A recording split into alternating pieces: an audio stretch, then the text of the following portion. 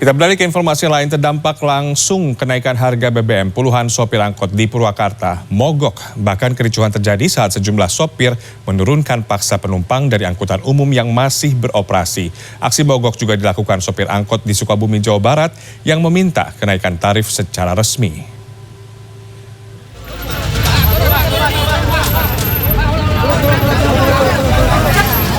Kericuhan terjadi ketika puluhan sopir angkutan umum melakukan penyisiran kendaraan yang masih beroperasi di wilayah Cisere, Purwakarta, Jawa Barat pada Senin. Bahkan penumpang di dalam kendaraan dipaksa turun karena sopir dan kendaraan angkutan umum ini dipaksa mengikuti mogok massal.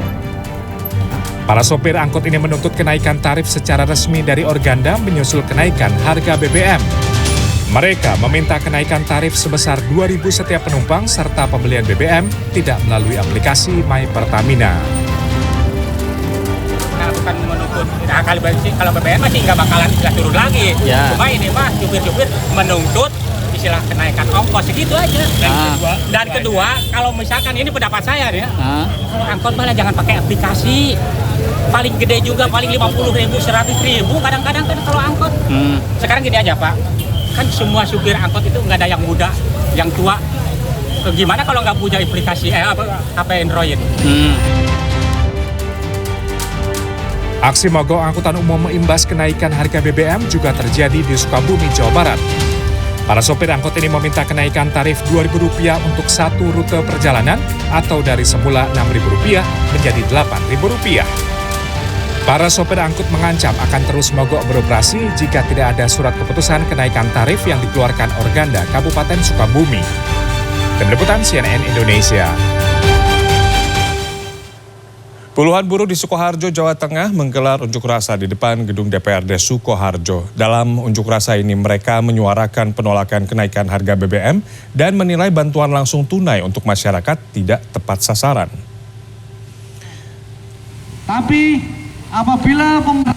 Masa yang menamakan diri Forum Peduli Buruh Kabupaten Sukoharjo pada Senin pagi menggelar unjuk rasa menolak kenaikan harga bahan bakar minyak.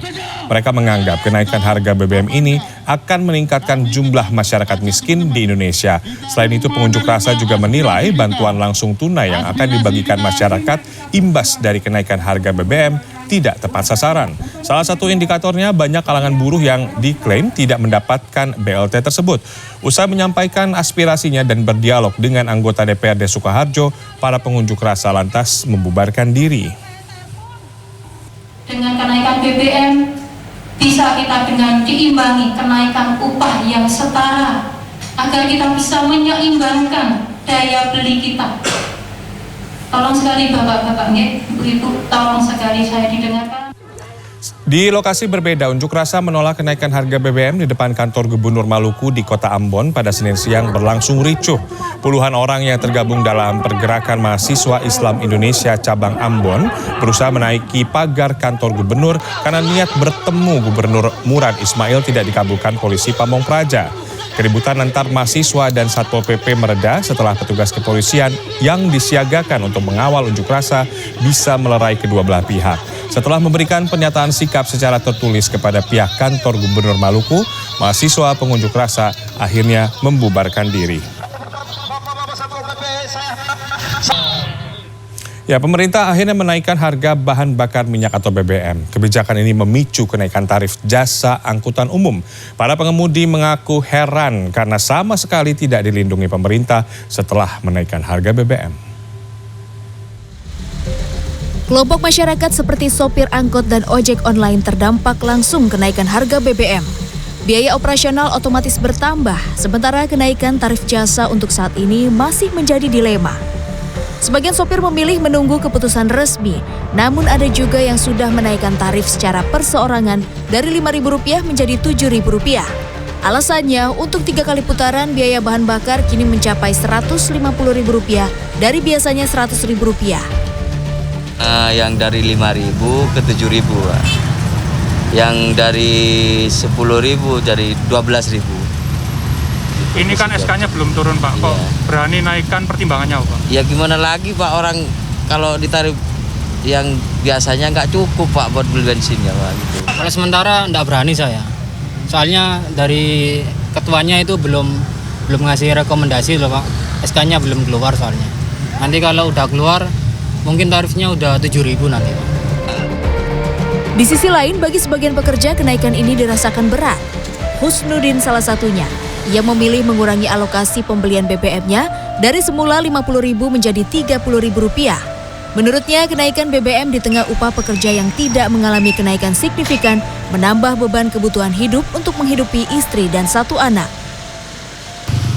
Ya keberatan dikit. Buat kerja sih tiap hari-hari nih Mas. Seiring kenaikan harga BBM bersubsidi, pemerintah menyiapkan bantuan langsung tunai sebesar Rp600.000 yang diberikan secara bertahap. BLT ini sudah disalurkan sejak Sabtu melalui PT Pos. Dinas Sosial Kota Surabaya menyebut pada tahap pertama ada 71.906 keluarga penerima manfaat. Bantuan sebesar Rp300.000 untuk 2 bulan, yakni September dan Oktober. Kemudian bulan November dan Desember akan diberikan pada bulan Desember.